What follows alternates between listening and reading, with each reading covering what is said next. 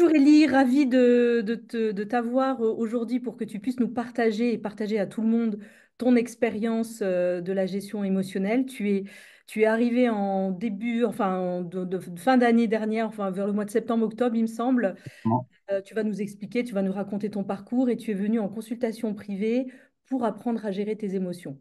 Alors, moi, ce que j'aimerais savoir, c'est quel était ton contexte au moment de ta décision et quelles ont été, on va dire, les étapes que tu as franchies et comment as-tu vécu justement ce travail et ce focus sur ton émotionnel. Ok, parfait. Bon, déjà, bonjour. Donc, voilà, comme tu as dit, j'ai pris contact avec toi, en fait, je crois que c'était octobre 2023. J'étais dans une phase où j'avais des problèmes à gérer mes émotions parce que, en fait, j'étais souvent dans la frustration, dans la colère. C'était très négatif de mon côté. Et en fait, je saturais, donc j'avais besoin d'être guidé, d'être orienté dans une meilleure gestion émotionnelle pour justement reprendre quelque chose de positif et puis reconstruire, on va dire, de bonnes bases et aller de l'avant et puis bah, franchir toute cette période, on va dire, un peu, enfin, je sais pas si sombre est le bon terme, mais voilà, un peu négative pour moi. Euh, Et donc voilà. étais-tu dans un contexte, c'est-à-dire, tu es dans un contexte où autour de toi, que ce soit professionnellement, amicalement, familialement, les gens se posent des questions, donc tu es habitué à entendre ce genre de démarche, ou c'est vraiment une démarche qui est très personnelle et qui est venue de toi, en fait?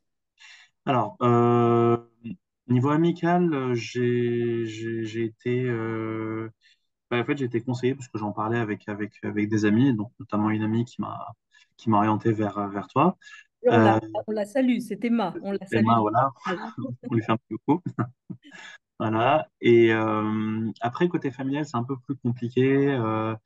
On vient d'une famille un peu, enfin, Moyen-Orient, du Moyen-Orient, donc c'est un peu tabou, tout ce qui est psychologie, tout ce qui est dialogue et ça communique beaucoup, mais pas dans le bon sens, à mes yeux. Et voilà, donc du coup, j'avais besoin en fait de réapprendre à communiquer avec eux et de mieux comprendre en fait leurs attentes et savoir réagir en fait en phase 2 sachant que bon, ça fait 35 ans que je vis avec eux et ça fait 35 ans que je suis habitué, mais à un moment donné, en fait, on arrive à un point où on n'y arrive plus et on a besoin de conseils quand même extérieurs pour pouvoir bah, avancer et puis en fait, remettre, comme on dit, l'église au milieu du village et puis surtout avoir un point de vue extérieur et à la famille et même du côté cercle amical où les amis souvent ils se mettent un peu, enfin beaucoup d'amis, enfin ils vont nous comprendre parce que bah ils nous aiment, mais ils vont peut-être pas savoir mettre les bons mots sur les sentiments ou sur les situations dans lesquelles on se trouve ou enfin, là, si un syndrome ou autre. Et donc du coup, bah, j'avais besoin de plus d'un côté professionnel et de quelqu'un qui puisse me guider et que je puisse aussi bah, mettre des mots sur les sentiments que j'avais, euh, sur les émotions que j'avais surtout. C'était très important parce que, en fait, avec toi, j'ai pu découvrir une panoplie d'émotions que je ne connaissais pas. Enfin, en fait, on connaît les mots, mais on n'arrive pas à savoir que c'est des émotions. Donc voilà, le fait que d'être accompagné, ça nous permet aussi de mettre des noms sur des choses qu'on vit au quotidien. Et en fait, bah, on se dit, ah, bah là, en fait, j'ai ressenti de la colère ou de la frustration ou de l'espoir ou autre. Et comment je fais pour me sortir de là? Comment je fais pour aller vers quelque chose de positif et pour aussi pouvoir bah, aller de l'avant, en fait, et puis tourner la page et puis continuer à avancer dans la vie. Parce que moi, j'avais l'impression, en fait, à un moment donné, enfin, pendant plusieurs mois, d'être bloqué, de pas, voilà, en fait, j'avais l'impression d'être face à un mur, un grand mur, et en fait, j'arrêtais pas de foncer dans ce mur non-stop, non-stop, émotionnellement parlant, je parle, et d'être confronté systématiquement aux mêmes émotions. Une sorte de pilotage automatique un petit peu, en fait. Ça, en fait, voilà, c'est ça, exactement. Et j'arrivais pas à mettre un nom dessus. Enfin, tout simplement, c'est vraiment, enfin, pardon, je répète peut-être un peu, mais c'est vraiment, j'avais l'impression d'être face à un mur et de foncer non-stop dans ce mur-là, sans comprendre. Et en fait, bah, au fur et à mesure du temps, coup après coup, on va dire, parce qu'au final, quand je fonce dans le mur, bah, je me prends un petit coup à chaque fois. Et en fait, au bout d'un moment, j'en avais marre et j'avais envie de bifurquer, pas casser ce mur-là, mais plutôt le bifurquer et comprendre comment est-ce qu'il était construit pour pouvoir, à chaque fois, plutôt que de foncer dedans tête baissée, savoir comment l'escalader ou bifurquer et le contourner. En fait, ça dépend de comment on veut prendre cet exemple-là. Donc, grâce à toi, on a pu, enfin, au travail qu'on a fait ensemble, j'ai pu identifier plusieurs choses, notamment que j'avais un syndrome de loyauté, je sais pas si ça se dit comme ça, voilà. Euh, et en fait, j'avais besoin de cette. En fait, que je suis reconnaissant envers les gens qui soient loyaux envers moi et que j'ai besoin que ces personnes-là soient à leur tour loyales envers moi pour que je puisse en fait me sentir bien. Et, et en fait, en fait, ça a mis le point sur plusieurs choses, que ça soit, enfin, quelle que soit la situation, dans le sens où, voilà, en fait, j'avais tendance à beaucoup donner aux gens et j'avais pas spécialement un retour, on va dire, loyal. Alors, quand je donne à quelqu'un, j'attends pas spécialement que la personne me le rende tel quel, enfin, enfin, si je rends service à la personne X, j'attends pas que cette personne me rende un service, mais au moins une reconnaissance, en fait. Et cette reconnaissance, était et est toujours très importante pour moi parce que du coup, ça me permet de me dire que voilà, en fait, ce que je fais, ça a de la valeur. Ce que je fais, c'est positif, ça aide quelqu'un. Enfin voilà, c'est comme si en fait je sais pas, moi, on est dans on aide, on donne, on est dans une association, on aide les gens non-stop, non-stop, non-stop, et en fait, on n'a que des retours négatifs, et à aucun moment on arrive à avoir euh, et en fait, on n'arrive pas, par exemple, à décrocher un sourire aux gens qu'on aide, on n'arrive pas à avoir des retours positifs. Donc, techniquement, l'association est censée se remettre en question et revoir le plan d'action pour pouvoir justement avoir un retour positif de la part de ces gens et pouvoir justement, comment dire, avancer en fait et puis aider réellement ces gens-là. Donc, Tout à fait. Et tout à l'heure, tu as parlé d'un point qui me semble très important, en tout cas dans l'interaction que nous avons eue tous les deux, je parle en termes de subtilité. Tu as parlé d'éducation orientale et effectivement, l'Occident, l'Orient, etc., tout le monde a ses, on va dire, ses nuances en mm, termes d'éducation, en termes de valeurs, etc. Et c'est vrai que l'éducation orientale est très tournée sur le support de la famille, la famille, c'est très important, c'est même dans la religion. Donc, c'est quelque chose qui est très ancré et qui effectivement va forcément susciter le syndrome de loyauté, etc. Alors, ça ne veut pas dire qu'il faut s'en libérer et couper les ponts avec sa famille, absolument pas, il ne faut pas aller dans l'extrême non plus. Il faut essayer de trouver un moyen, et comme tu l'as fait, de trouver un équilibre entre tes besoins et ce qui est ancré en termes de dialogue et de repère familial. Et il c'est faut ça. trouver cet équilibre. Et ça, cette subtilité, on a réussi à la trouver ensemble, c'est-à-dire entre tes besoins, tes attentes, la réalité aussi de ce que tu vivais, les personnes autour de toi, le respect que tu voulais continuer de leur offrir et de leur donner parce que c'est ta famille et c'est très important. Et je me souviens qu'on avait eu un échange à ce sujet et une personne t'avait dit, oui, mais peut-être que ta psychologue ne comprend pas la subtilité de nos origines, en fait. Et finalement, pas du tout, parce que je suis d'origine orientale aussi, je comprends très très bien.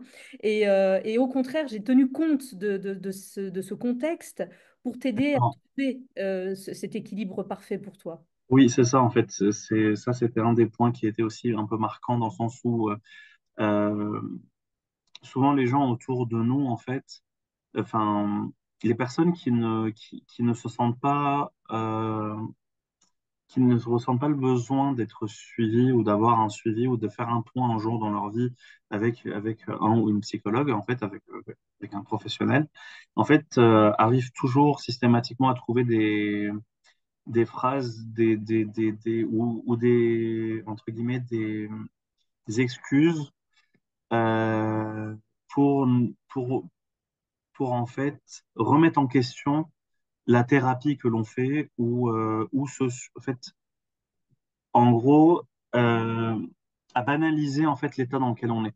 Ça veut dire que moi, ce que je me suis, en fait, là où je me suis rendu compte, enfin, je me suis rendu compte de ça, c'est que le fait qu'on me dise que oui, ta psychologue, elle comprend peut-être pas, et en fait, enfin, elle a pas le background, elle connaît pas comment, elle sait pas ce que nous on vit, elle sait pas comment on fonctionne. En fait, c'est aussi pour moi, enfin moi je l'ai perçu aussi comme ça, c'était un côté de est-ce que ça vaut vraiment la peine d'être suivi parce que enfin en tout cas les gens avec qui j'ai eu des petites problématiques, j'ai eu l'impression qu'ils considéraient le fait d'être suivi comme une maladie. Or, ça ne l'est pas. En fait, c'est pas du tout le cas. J'ai pas besoin d'être suivi par une psychologue ou un psychologue parce que je suis malade, mais plutôt parce qu'en fait, j'ai juste besoin d'un soutien que j'ai pas trouvé chez ces personnes-là, qui sont censées être des gens proches, on va dire. Donc voilà. Oui. Et, Surtout que et toi, tu n'as pas suivi une thérapie clinique, c'est-à-dire que non, tu n'es pas, enfin, moi, je n'ai pas de consultant malade, donc je n'ai oui, aucune pathologie malade. Je n'ai que des personnes qui ont la capacité de s'autodéterminer, qui ont besoin de retrouver de l'équilibre par rapport à des réflexes, comme tu l'expliquais, sortir de leur pilotage automatique parce que depuis l'enfance, on a pris des habitudes et parfois on ne sait pas prendre du recul sur tout, sur certaines exactement, choses, c'est sur ça. tout. En fait, à un moment donné, donc on se retrouve, enfin, tu as créé un espace avec mon intervention où on a commencé à mettre la loupe sur certains endroits qui ne te convenaient plus et pour y mettre une conscience différente, une autodétermination différente pour pouvoir justement le vivre plus en pilotage automatique, mais plutôt que de subir et de réagir aux situations, tu t'es mis à y répondre. Et là, ça a tout changé. C'est ça. Bah, c'était un peu compliqué pour les gens qui sont habitués à Oui. quelqu'un qui dit oui à tout et qui aide tout le temps et qui est toujours là. C'est pas évident, mais aujourd'hui, avec du recul, c'était pas plus mal parce qu'en fait, les bases ont été refaites. Il y a toujours des vieux réflexes qui réapparaissent de leur côté. Il y en a certains aussi du mien, mais ce matin, pas plus tard que ce matin, en fait, j'ai eu cette réflexion où je me suis dit, mais en fait, là, il s'est passé ça, ça, ça, pourquoi est-ce que j'accepte? Et en fait, je me suis rappelé des échanges qu'on avait eus en consultation et je me suis dit, mais en fait, là, si je pose la question, en fait, si je pose la question à Linda, qu'est-ce qu'elle pourrait me répondre? Et est-ce que cette question-là, on l'a pas déjà abordée lors d'une session ou lors d'une session, en fait, tout simplement. Et en fait, à chaque fois, j'arrive à revisualiser ou à réimaginer, on va dire, un pont. En fait, j'arrive à faire un pont entre ce qui s'est passé dans le passé et aujourd'hui pour pouvoir, en fait, me ressortir de la situation en me disant, attends, là, il s'est passé ça, ça, ça ressemble à cette situation-là. Cette situation-là, Linda m'avait dit un 2 3 quatre. Et donc, en fait, pour pouvoir en sortir, bah, je réapplique ce qui m'a été conseillé pour pouvoir justement continuer à avancer et rester positif parce que sinon, en fait, enfin voilà, il y a un travail aussi, enfin c'est un travail conjoint que l'on fait. C'est-à-dire que tu nous donnes les clés et c'est à nous d'ouvrir les portes. Et on a plusieurs portes devant nous et tu nous montres, tu nous dis la clé, cette clé-là, elle ouvre cette porte-là, cette clé-là, elle ouvre cette porte-là. Et aussi, c'est à nous de faire ce travail sur nous-mêmes pour avancer. Parce que du coup, je trouve que c'est important aussi de le dire. Parce que, Très, très important. Tu es en train de voilà, parler de la responsabilité ça, de la personne qui fait cette démarche de transformer ce qui lui a été donné. C'est-à-dire, moi, je te c'est donne ça. des recettes, c'est toi qui fais la cuisine. C'est ça. Voilà. Donc, ça veut dire qu'en fait, si demain, tu me dis tu me donnes la recette d'un cake et je mets 3 fois plus de sucre ou de beurre ou de lait, et ben en fait, si la recette, elle n'a pas fonctionné, ça sera de ma faute, pas de la tienne. Donc là, c'est pareil. L'histoire de l'exemple que je te donnais des clés et des portes, c'est que en fait, bah, tu me donnes 3 clés qui ouvrent 3 portes différentes. Si j'utilise la clé 1 pour ouvrir la porte 3, ça va pas fonctionner. Donc, voilà, c'est aussi on a un travail, nous, en tant que patients et c'est pour nous, en fait, ça nous permet aussi d'avancer parce que si à chaque, enfin, pour moi, euh, de mon point de vue, de mon expérience à moi, on est censé, en fait, aller vers l'avant. Après, chacun avance en fonction de ses besoins et de comment il fonctionne. Mais moi, pour moi, on a besoin d'aide.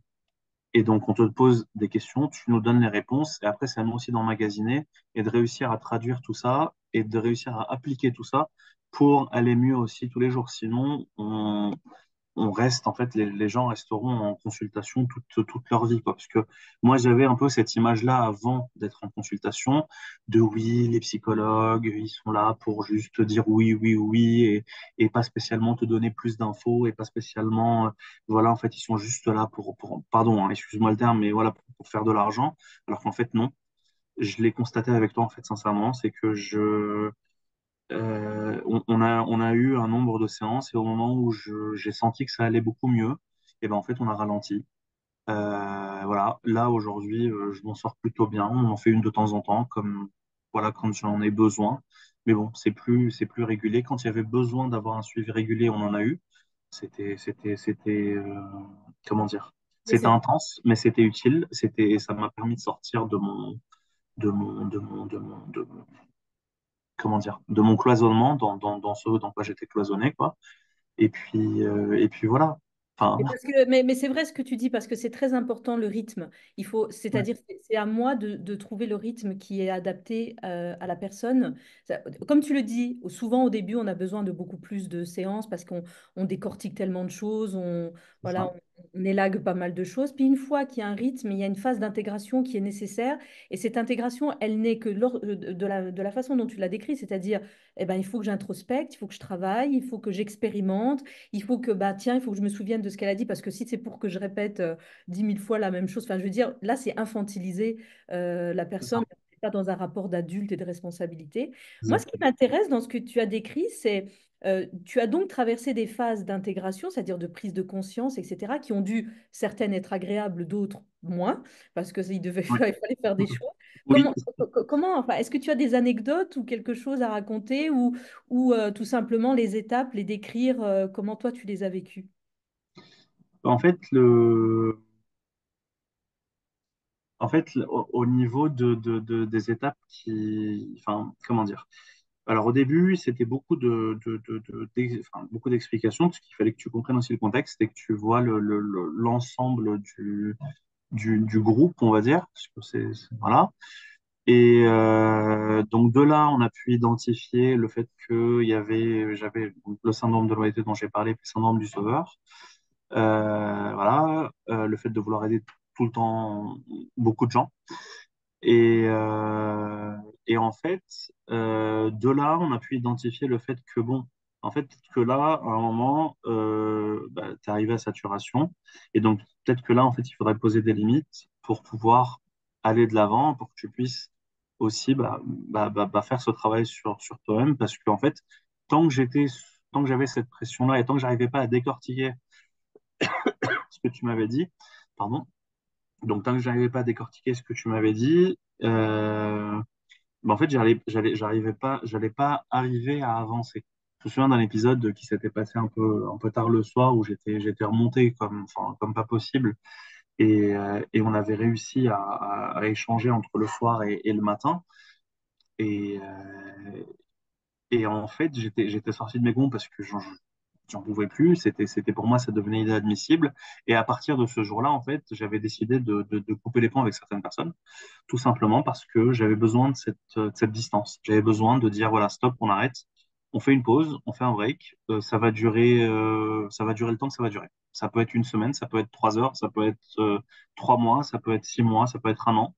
Mais voilà, ça va durer le temps que ça va durer, le temps que moi j'arrive à digérer tout ce que j'ai à digérer, le temps que moi j'arrive à faire cette introspection. Et je pense que, enfin, par rapport à ce qu'on disait sur le rythme, je trouve que après chacun a un rythme à,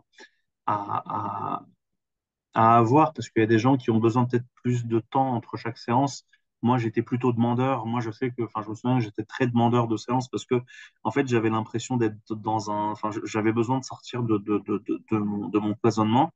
Et donc, je pense que j'étais assez réactif et j'arrivais à interagir pour qu'on puisse tenir ce rythme-là. Après, qu'est-ce que je voulais dire d'autre? Euh, Excuse-moi. Non, mais je t'en prie. Non, mais moi, j'ai le souvenir que, en fait, tu comprenais très vite. Par contre, dès que je mettais Ouais. le doigt sur quelque chose, c'était comme si c'était déjà un peu là, mais tu avais besoin d'un contexte différent pour prendre le temps de le regarder de plus près. Et ça allait très, très vite, en fait. Mm. Je t'écoutais, je mettais le doigt sur le point et tu comprenais très, très vite parce que la fois d'après, tu l'appliquais. Et ça, je pense que ça a été un atout important pour le Oui, développement. c'est vrai que j'ai vite appliqué en fait ce que tu me disais. En fait, j'arrivais à contextualiser. Enfin, étant donné enfin, c'est pas que j'arrivais à contextualiser, c'est que en fait, de ce que je te donnais, tu arrivais à mettre le doigt sur un truc. Et en fait, moi, j'avais déjà des doutes sur certaines choses. Après, j'ai pas la science infuse, hein, voilà, mais justement, c'est toi qui as me permis d'allumer vraiment la lumière sur certaines choses en me disant, là, c'est ça qui est gênant en fait. Ou est-ce que c'est ça qui est gênant ou plutôt ça qui est gênant? Et en fait, en me posant ces questions-là, j'arrivais à me dire, attends, mais en fait, oui, elle a raison. Enfin, enfin, et même aujourd'hui, en fait, j'arrive à, quand il y a une situation qui arrive, j'arrive à anticiper. C'est-à-dire que vraiment, il y a 3 jours, il s'est passé quelque chose et je discutais avec quelqu'un et je lui dis, mais tu vas voir, dans 3 jours, il va se passer ça. Et en fait, c'est arrivé exactement comme je l'ai décrit. Et en fait, c'est le fait de réussir à décortiquer avec toi la situation qui fait que j'arrive à anticiper ce qui va arriver. Et aujourd'hui, plutôt que donc à l'époque, ce que je disais un peu plus tôt dans la vidéo, c'est que en fait, j'arrêtais pas de rentrer dans le mur.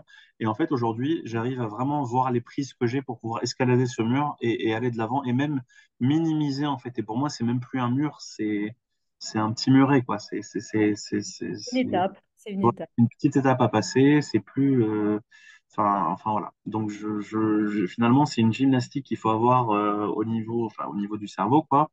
Et c'est comme tout sport, en fait, bon, Tout c'est à pas tout à fait. fait pareil, mais Et voilà, c'est. c'est clair. Et où en sommes-nous du coup avec le syndrome de loyauté, pardon, et du sauveur? Alors, bah, écoute, j'ai réussi à me détacher de certaines choses. Euh, alors, je suis toujours dans la même situation qu'avant, mais comment dire?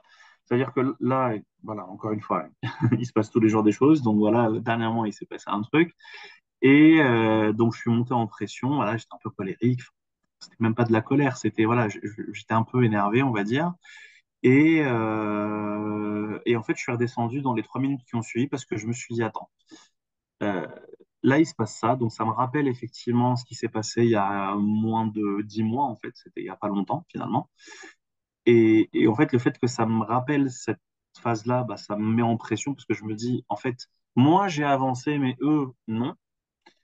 Et en fait, j'arrive à me dire, mais en fait, ils avanceront pas parce que ils ont ça, parce qu'ils sont comme ça. Et donc, le fait que ces personnes-là soient d'une manière ou d'une autre, et une manière de réfléchir ou une autre manière de réfléchir, fait que, en fait, malheureusement, pour eux et pour moi, enfin, pour moi, ça va parce que j'arrive à me détacher de ça. Et ben, en fait, Tu en fait, acceptes, tu acceptes. j'accepte énormément et je me dis, bah, de toute façon, c'est comme ça. Je peux pas, j'ai pas d'impact là-dessus parce qu'avant, je voulais sauver tout le monde. Il fallait absolument que tout le monde sorte de ce dans quoi ils se sont Oui, oui, oui. et que j'arrive à les sauver. Et en fait, aujourd'hui, je me dis, bah, écoute, c'est de leur fait. Moi, j'y suis pour rien puisque il y a des fois cette tendance à nous accuser, en fait, à accuser, enfin, moi, en tout cas, Culpabiliser, à culpabiliser. voilà, de nous faire culpabiliser. En fait, voilà, c'est pas accuser, c'est plus nous faire culpabiliser.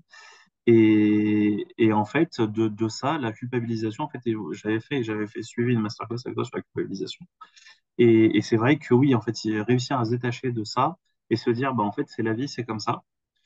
On n'y peut rien. Et en fait, c'est aussi à nous de gérer ce qu'on peut faire. Et en fait, est-ce que ce qu'on fait a vraiment de l'impact ou pas aussi sur ce qui se passe? Parce qu'en fait, au final, des fois, on a beau s'énerver, avoir peur, s'inquiéter, tout ça.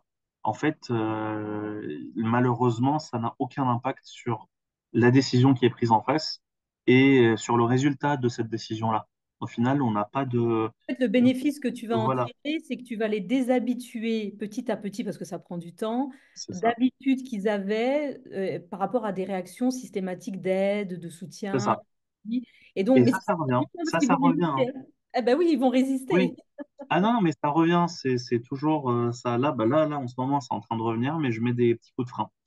Tu vois, ah bah non, là, c'est pas possible, je peux pas, parce que j'ai un 2 3 4. Et ce qui est vrai, en fait, en soi, hein, c'est juste que en fait, je remets ma propre vie en priorité. Et Avant, comment tu te sens quand tu dis non ou quand tu mets les limites? Est-ce que ça va ou est-ce que tu culpabilises ou est-ce que c'est encore... franchement, honnêtement, je me sens bien.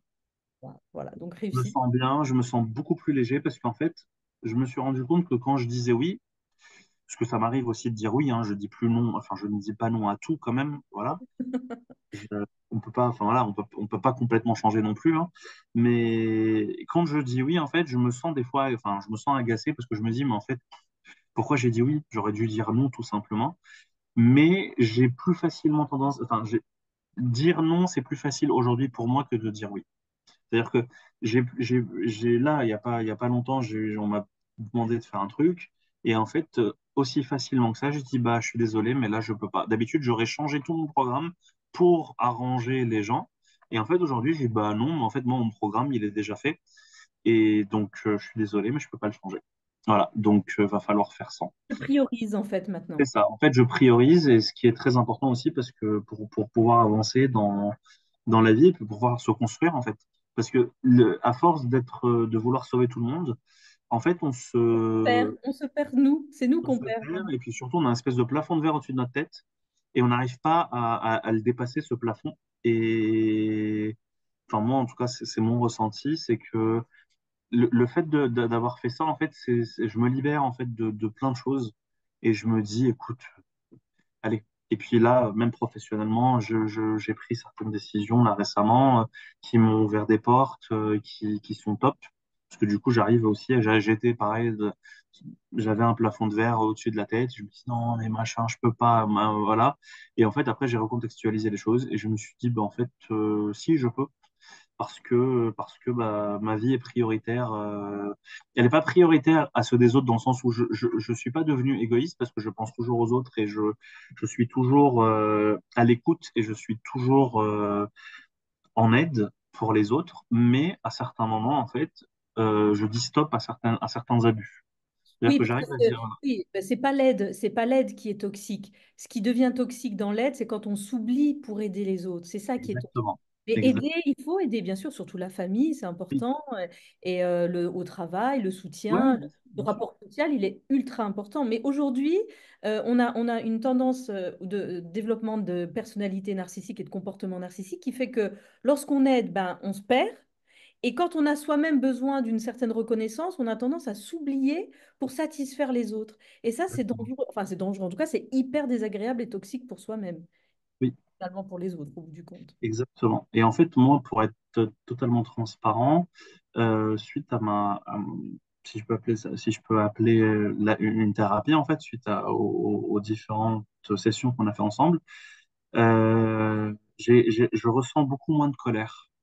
Ah, ça, c'est Ça veut bien. dire que beaucoup moins de frustration aussi. Ça veut dire qu'aujourd'hui, en fait, j'arrive à me dire, voilà, écoute, bah, en fait, ta vie avance, tu t'as des priorités, t'as des choses que tu es en train de mettre en place. J'ai un mariage dans un an. Je dois planifier tout ça, en fait. Et aujourd'hui, ma priorité, c'est mon mariage. Aujourd'hui, ma priorité, c'est ma vie avec ma chérie et qu'on puisse avancer tous les deux, en fait, et qu'on puisse s'établir, en fait, à deux. Et, et voilà. Et bientôt, bien évidemment, de faire des enfants, etc., de construire ta famille. Bien sûr, ça, tout ça, bon, forcément, enfin, ça sera forcément après le mariage, mais enfin, en tout cas, de mon point de vue, voilà, Oui, c'est tout à fort. fait. C'est Voilà. bien. Suivez les étapes. Je suis pour qu'on suive les étapes. Voilà. Donc voilà, pour moi, la prochaine étape, c'est le mariage et celle d'après, c'est les enfants, mais forcément, si on projette de se marier, derrière, il y a cette envie, on en a déjà parlé forcément, elle et moi, c'est qu'on a cette envie d'avoir des enfants et de construire une famille et d'avoir des enfants à notre image, en fait, qui Bien. nous ressemblent, qui ressemblent qui pensent comme nous, qui voient le monde du même point de vue que nous. Et, et voilà. Oui, bah alors ça, je ne m'inquiète pas du tout pour la construction de ta famille. D'ailleurs, je trouve que c'est très bien de travailler sur soi avant de faire des enfants et avant justement de nettoyer un peu, on va dire, toutes les parts névrotiques qu'on a pu acquérir consciemment ou inconsciemment pour ne Mm. pas les transmettre, comme tu le dis, parce que forcément, tu as compris ce que ça pouvait être le lien familial, parce que tu as gardé en fait la bonne éducation que tu as reçue de cet aspect familial, de respect, de construction, d'effort, etc. Et tu enlèves toute la partie qui est moins agréable et tu ne la transmettras pas à tes enfants et ça, c'est magnifique. Je l'espère. Je fais de mon mieux voilà, pour sortir de ça. Et on était hier en train de choisir des livres à la bibliothèque sur le comment gérer son enfant, enfin bon, après on en est très loin, mais bon, pour nous, en fait, la gestion du mariage se fait au fur et à mesure. Et en fait, j'ai même contacté une naturopathe, une amie à moi qui est naturo et qui m'a dit, voilà, avoir un enfant, ça se prépare au moins un an en amont. Donc voilà, nous, dans un an, on se marie. Donc après, je sais pas dans combien de temps on aura des enfants, mais voilà, on essaye d'en fait, pour nous, comme tu dis, en fait, le mariage, derrière, il y a la construction d'une famille. Et je sais que c'est pas un automatisme pour tout le monde. Je sais qu'il y a des gens qui ne veulent pas avoir d'enfants, ou voilà, ça c'est chacun son choix. Mais moi, en tout cas, de mon point de vue, du point de vue de ma future femme, c'est ça. Et on aimerait en tout cas en avoir. Et donc, on prend en amont les choses et on se dit, voilà, il faut qu'on s'y prépare psychologiquement et puis qu'on s'y prépare et en fait, savoir à quoi s'attendre en fait.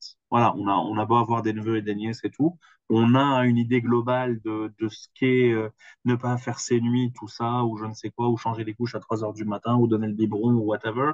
Mais il faut quand même euh, qu'on s'y prépare. Alors, on sera jamais aussi bien préparé que quand on l'aura entre les mains, le petit ou la petite, mais voilà, il faut anticiper les choses Le et devient parent, on le devient avec c'est l'enfant. ça. En fait, ça s'apprend chaque jour. Exactement. En tout cas, je sais déjà, pour connaître plus de détails concernant ta vie, que tu sais construire un espace safe de sécurité pour que ton épouse, elle va pouvoir s'épanouir dans cette maturité, dans cette maternité et cette maturité émotionnelle qu'est le fait d'enfanter et de mettre au monde des enfants. C'est quand même une aventure formidable. Je ne sais pas qu'est-ce qu'il y a de plus intéressant dans cette vie, si ce n'est ça. Donc, Oui. il y a d'autres Enfin, choses qui sont intéressantes, mais je pense que c'est le plus intéressant. Enfin, mettre au monde un être vivant, le faire grandir, en faire une personne heureuse, équilibrée, etc. C'est un beau challenge, mais c'est oui, une sacrée réussite et un sacré chef-d'œuvre. Sacré, en et fait. je le mets entre guillemets parce qu'il est sacré, ce cheminement. D'ailleurs, j'ai une dernière petite question pour Oui. toi, parce que nous avons un peu évoqué ensemble vers la fin enfin, vers la fin, en tout cas vers la fin des consultations que nous avons eues un peu plus récemment, l'intuition. Que dirais-tu de cela aujourd'hui? Comment c'était dans ton esprit avant et comment c'est aujourd'hui dans ta réflexion et dans ta prise de décision? Alors, l'intuition. Euh, alors, bon, on a toujours eu enfin, je dis je parle de manière générale, l'être humain, on se fie à notre première intuition ou pas. Euh, donc j'ai découvert les lectures intuitives. Je suis ça plus ou moins par trimestre, on va dire. Donc on a fait une session de lecture intuitive avec toi. Euh, En fonction de, enfin voilà, alors, j'ai pas les termes exacts, mais voilà, tu as tiré les cartes, si je, c'est les bons termes. Voilà, et de ces cartes-là, tu as pu me guider sur 2024 et sur ce qui m'attend grosso modo. Voilà, c'est ça. Alors, enfin, au début, j'appréhendais un peu parce que, alors, je suis quelqu'un qui aime qu'on lui spoil les films. J'ai pas cette problématique-là. Au contraire, j'aime bien qu'on me spoil la fin comme ça. Je sais que, enfin, je m'y et je vois comment j'y arrive. Et en fait, je l'ai fait par curiosité parce que du coup, c'est ça. Voilà, je voulais tester, je voulais le faire, je voulais le faire. Et donc, aujourd'hui, en fait, je me suis rendu compte qu'il y avait quand même beaucoup de choses qui ont été dites, qui se sont réalisées. ou qui se réalisent en fait, qui sont en train de se réaliser là actuellement tout de suite. Et, et en fait, c'est comment dire? Alors, quand on réécoute, donc, parce que c'est une session voilà, que je réécoute une fois par trimestre à peu près, et en fait, quand je la réécoute, ça me permet de, en fait, de refaire un plan sur ce qui s'est passé, donc sur ce que tu as dit début d'année, début janvier, et sur les 3 premiers mois, sur les 3 mois suivants. Et en fait, j'arrive à me dire, alors attends, ce mois-ci, il y a ça qui a été dit. Qu'est-ce que... ah, mais en fait, c'était flagrant. Enfin, les 3 quarts du temps, c'était flagrant. Il y avait des choses qui étaient complètement... enfin, que tu visais dans le mille, quoi, on va dire. Bah là, dernièrement, l'histoire du travail, bah, on est dedans, en fait. Enfin, voilà, je suis dedans, j'ai décroché quelque chose. Et enfin voilà, pour début octobre, pour le 1er octobre, quoi. Donc voilà, on avait parlé de septembre, mais bon, à un jour près, on est bon, quoi. Donc, euh, donc voilà, en fait, ça peut être effrayant au début si on est quelqu'un de superstitieux, si on est quelqu'un. Alors moi, en fait, moi, je ne suis pas du tout superstitieux. Je suis pas du tout quelqu'un qui croit, malgré la culture orientale et le fait que je sais que dans notre culture, le mauvais œil est là et machin. Moi, j'y crois pas. Moi, je pars du principe que voilà, ce qui doit arriver arrivera quoi qu'il arrive. Enfin, pour moi, le mauvais œil n'existe pas. Pour moi, il faut bien agir dans la vie et enfin, faut semer du bon pour récolter du bon, quel que soit, quel que soit les gens qui nous entourent, même si c'est des gens qui sont envieux, parce qu'au final, le mauvais œil, ça vient de gens envieux. Enfin, en tout cas, c'est les croyances qui nous font, qui veulent ça, qui disent ça. Moi, pour moi, même si on m'envie, et je suis sûr qu'on m'envie quotidiennement sur certaines choses, sur certains aspects de ma vie, et des fois, je ne comprends même pas pourquoi on m'envie, mais bon, voilà, il y a des gens qui sont envieux parce qu'ils le sont. Euh, et ben, en fait, ça m'a jamais empêché d'avancer, ça m'a jamais empêché d'évoluer, et au contraire, je me dis, c'est ce qui fait que, ben, en fait, j'avance. C'est ce qui fait que voilà. Après, effectivement, ça permet en fait aussi de mettre en perspective certaines choses. Ça veut dire que, je prends mon propre exemple, le fait de me dire qu'il va y avoir du changement professionnel dans cette zone-là de l'année, et ben en fait, moi, ça me permet aussi de me projeter et d'anticiper les choses. Ça veut dire, je me dis, voilà, alors, il y a des choses forcément sur les 12 mois, j'ai pas tout retenu parce que justement, après, sinon, on vit que dans l'attente et on est là et Bien on sûr. attend. Voilà. Et, parce qu'il y a des gens qui, je suppose, qui font ça aussi, hein. Il doit y avoir de tout, je Oui, mais pense. en fait, moi, je l'explique bien. Je dis, il faut l'utiliser comme des potentiels. Donc, C'est ça. potentiel, ça veut dire, ça peut arriver comme ça peut ne pas arriver. Et Exactement. quand ça arrive, en tout cas, comme tu le dis, ça prépare notre psyché quelque part. En C'est disant, ça. tiens, c'est pas complètement surpris, parce Mm, que je le sais déjà depuis janvier, que potentiellement, à ce moment-là, il pourrait se passer telle chose. Et c'est ça. donc, je suis un peu plus préparée, donc j'ai un peu plus de pouvoir dans mon moment présent de C'est décision. ça. Le, Exactement. le but, c'est Et, pas de trouver les et solutions. puis dans comment dire, dans le fait d'être un peu plus sûr de soi dans les étapes. C'est-à-dire que voilà, je me dis, par exemple, l'histoire du travail, restons là-dessus. Euh, le fait d'avoir dit que dans cette période-là de l'année, il va y avoir un changement au niveau du travail, et ben en fait, moi, ça m'a mis la puce à l'oreille durant l'année, et en fait, j'ai réfléchi à mon avenir. Et du fait de réfléchir à mon avenir, il y a eu un soir où je me suis dit, allez, on postule. Et en fait, ce soir-là, je me suis dit, allez, on y va, on tente le tout pour le tout. J'ai eu 10 jours de silence, de calme, rien, aucun retour. J'ai dit, bon, ça n'a pas marché. Je m'y remettrai dans 10 jours ou dans une semaine, je m'y remettrai. Et en fait, il y a eu un déclic. En fait, du jour au lendemain, j'ai eu 2 appels par jour. Bon, j'ai eu 6 appels au total. Donc voilà, sur 3 jours, j'ai eu 6 appels. Et en fait, sur ces 6 appels-là, enfin, j'ai refusé des postes d'office. Je me suis dit non. Et il y en a d'autres que j'ai dit oui. Et en fait, je touche du bois, j'en ai choisi 2, et en fait, sur les 2, c'est passé, quoi. Enfin, voilà. Et j'ai réussi à avoir celui que je voulais parmi les 2, en fait, vraiment. C'est-à-dire que j'ai eu un retour positif sur vraiment celui celui sur lequel j'ai mis toute mon énergie. Et, euh, Et pour te dire à quel point j'étais confiant, c'est-à-dire que même le deuxième entretien, j'y suis allé en étant un peu à la cool, on va dire. J'en suis sorti un peu stressé parce que j'y suis allé à la cool. Ça, c'est systématique, hein. Et en fait, quand on m'a dit vous êtes accepté, j'ai été heureux, mais j'étais pas surpris. Oui, tu le C'est-à-dire savais. que je me suis dit, enfin, et puis je me suis dit, même s'il me refuse, c'est pas grave. Il y aura forcément une autre opportunité.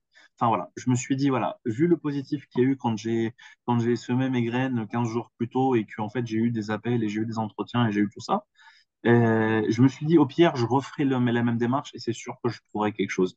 Parce que voilà, il y a aussi ce côté de, forcément, on a ce côté de la peur de ne plus avoir de job, de ne plus avoir de revenus, tout ça, cette insécurité-là, mais en y mettant les moyens, parce que bon, forcément, quand on va à un entretien, j'ai mis toutes les chances de mon côté pour réussir cet entretien. C'est-à-dire que voilà, j'ai avisé sur ce que faisait la société, enfin, en tout cas pour le premier. Enfin voilà, je me suis renseigné sur la société pour arriver avec un bagage. Et c'est ce qui me motive en fait aujourd'hui. Voilà, je me dis, j'ai envie de nouvelles choses, de commencer sur un nouveau départ. Et en fait, voilà, peu à peu.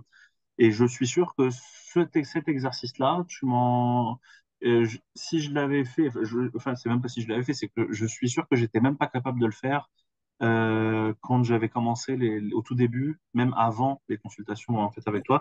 Et pourtant, c'est une chose que je ne t'ai jamais dite, que je vais te dire maintenant. Dès le début de nos premiers échanges, j'ai capté chez toi une faculté intuitive très développée. Alors, conscientisée ou pas, ou semi-conscientisée peut-être, Oui, mais chez toi, elle est là. Alors déjà, elle s'est beaucoup développée de par justement ta grande famille, le fait d'essayer de comprendre tout le monde, de t'adapter à tout le monde. Donc ça développe en fait, parce que c'est pas magique l'intuition, ah oui, non, c'est dans le cerveau. oui, C'est le cerveau qui développe des facultés et cette capacité à capter ces informations subtiles. Et donc, je l'ai vu chez toi parce que quand tu racontais tes étapes et tes histoires, il y avait des parts intuitives et tu les disais comme si c'était normal, comme si c'était rationnel, alors que oui, c'est très intuitif. Mais alors, je l'essaie parce que je me dis, on va pas tout mettre en même temps, on va d'abord gérer chaque chose dans son temps. Mais aujourd'hui, en fait, je suis convaincue que tu as énormément de potentiel intuitif.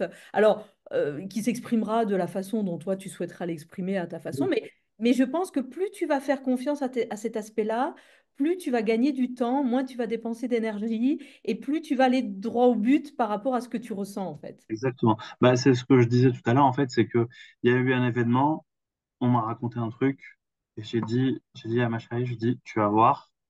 On va me dire ça. Je lui ai dit, tu vois, dans moins d'une semaine, on va me dire ça. Et ben écoute, ça n'a pas loupé. 2 jours après, on m'a sorti la phrase mot pour mot. Je lui ai dit, on va me dire un 2 3 4. Et ben on m'a dit un 2 3 4. On m'a même pas dit 3, 2, 1, 4. Non, on me l'a vraiment dit dans l'ordre où je l'avais dit. Je dis, c'est comme ça que ça va se passer, tu vas voir. Et ça n'a pas loupé. Et quand on me l'a dit, j'étais là, je l'ai regardé, je dis, tu vois, voilà, c'est bon. Je sais comment anticiper les choses. Enfin voilà, bon, voilà, après, Oui, parce qu'on a parlé ensemble, hein, effectivement, dans les consultations des rêves aussi, de l'utilisation des rêves et des messages, où tu m'avais rapporté, des fois, ça t'arrivait en allant à la douche, tu oui, avais la solution qui venait dans ton esprit par rapport c'est à une ça, problématique. c'est Et ça. donc, tu as déjà cette nature très connectée, très intuitive, parce que tu as toujours voulu euh, tout gérer, mettre tout le monde à l'aise, que tout le monde soit heureux, que tout le monde soit en harmonie. En fait, tu avais ce rôle, enfin, on va dire je vais pas dire médiateur, mais plutôt celui qui harmonise l'ensemble. Et Oui. donc, forcément, ça développe beaucoup de facultés intuitives, ce genre de Oui, posture. et puis je pense que c'est aussi lié au fait que je suis le dernier d'une fratrie. J'ai vu beaucoup de choses, j'ai appris beaucoup des erreurs des autres. Enfin, en tout cas, c'est ma vision des choses. En tout cas, c'est comme ça que je me définis.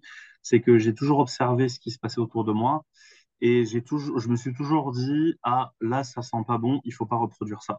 Là, c'est bien, j'emmagasine dans le sac où c'est bon, et là, c'est mauvais, je le mets dans la case où c'est mauvais, et en fait, à surtout ne pas reproduire, quoi. Et en fait, j'arrive à me dire, attention. Alors, forcément, dans l'inconscient, on reproduit des schémas qui sont des fois mauvais. Personne n'est parfait, je ne le suis pas. Mais je sais que même dans ma relation de couple, j'ai vu des choses dans ma vie, que ce soit que ce soit des potes à moi, que ce soit de la famille ou autre. Et en fait, j'ai vu certaines choses où je me suis dit, ah, là, c'est un red flag, il faut pas aller dans ce sens-là, il faut pas faire ce genre de choses. Et là, en fait, ah, bah, ça, c'est bien. Ou sinon, en fait, ça, c'est pas bien. C'est quoi l'opposé de ça? C'est ça. Et donc, et en fait, ça me permet aujourd'hui d'être, je touche du bois, d'être dans une relation harmonieuse avec ma femme, enfin, avec ma future femme, et d'être, de se sentir bien, en fait, de savoir communiquer, de savoir échanger, de savoir dire là, ça va pas, là, ça va, là, ça va et on veut que ça continue comme ça, en fait. Et là, ça va pas, on aimerait bien réarranger les choses. Et c'est ce qui fait qu'on est super bien ensemble, en fait. C'est qu'on arrive à communiquer pour de vrai. Et, et Fonctionner comme une team, en fait. Vous êtes une c'est vraie ça, team. en fait. Et voilà, on se dit, voilà, c'est quoi en faisant ça, c'est quoi les avantages, c'est quoi les inconvénients pour elle, pour moi, pour nous, pour notre vie de couple. Et voilà, et là, je sais qu'on va rentrer dans des phases, bah, préparation du mariage, tout ça. Donc ça, c'est un grand défi pour tous les couples, de ce que j'ai compris de la part de tous les gens qui ont organisé des mariages autour de moi. Apparemment, c'est un gros défi. Donc là, on fonce dedans. Mais même sur ça, pour le moment, sur les préparatifs, on n'a pas encore réussi à se chamailler. Pourtant, voilà, on a fait beaucoup de choses, on a quand même commencé beaucoup de démarches, mais on n'a pas encore réussi à se chamailler. Donc j'attends ces moments-là où on va pouvoir se disputer, entre guillemets, parce que j'ai toujours vu les Ça gens. arrivera sur la perception de l'éducation des enfants. Ça arrivera à un Oui, moment voilà, c'est donné. ça aussi. Oui, oui, non, mais Ça clairement, enrichira au contraire. Non, mais je pense que quand on est dans la bienveillance, quand on est, quand justement on est dans dans ce couple qui a réussi à mettre l'individualité des deux personnes au service du nous, mm, ça doit bien se passer en fait. Ça se ouais. passe. Non, franchement, ouais, je pense on est sur la bonne voie. Et, et en fait, je trouve ça drôle comment dire? Mais en fait, encore une fois, j'ai vu plein de gens organiser leur mariage et en fait, j'ai vu ce qu'il ne fallait pas faire. Et donc, du coup, j'arrive à lui dire, écoute, là, franchement, là, il y a ça, on ne le veut pas, enfin, il ne faut pas que ça se reproduise. Là, il y a ça, c'était beau. Faudrait s'en inspirer, faire quelque chose d'autre, forcément pour pas faire du copier-coller, mais voilà, ça c'est bien, il faut respecter cette chose-là. Elle est souvent d'accord, je suis souvent d'accord avec elle, c'est pas toujours moi qui propose les choses. On propose nos idées et en fait, on fait souvent des petites sessions de 20-30 minutes voilà, bah là, on va parler des invités, là, on va parler de la déco de l'église, là, on va parler de la déco de la salle, là, on va parler de ceci, là, on va parler de cela, et qu'est-ce que tu penses de ceci, qu'est-ce que tu penses de cela, et de ces couleurs et machin. Et en fait, aujourd'hui, bon, forcément, il y a des choses où elle n'est pas d'accord, où je ne suis pas d'accord, mais on a toujours à trouver un compromis entre les deux en tout cas, à aujourd'hui, on a toujours à trouver un compromis pour avancer, quoi. Oui, il y a beaucoup de maturité. En tout cas, merci beaucoup pour ton témoignage. Merci beaucoup d'avoir partagé avec autant de générosité, parce que je pense qu'il y a plein de personnes qui vont se trouver des points communs avec ton parcours, ta façon de voir les choses, ta façon de penser, etc. Et en attendant, je vous souhaite du bonheur. Ben déjà, vous êtes déjà dedans. Je vous souhaite de l'entretenir, ce beau bonheur, et de continuer de l'agrémenter. Et moi, je suis croyante, donc que Dieu vous bénisse. Et, Merci. Merci. et puis, merci beaucoup. Merci à toi. Merci, Eddie. Merci beaucoup. Merci beaucoup, Linda. Au revoir.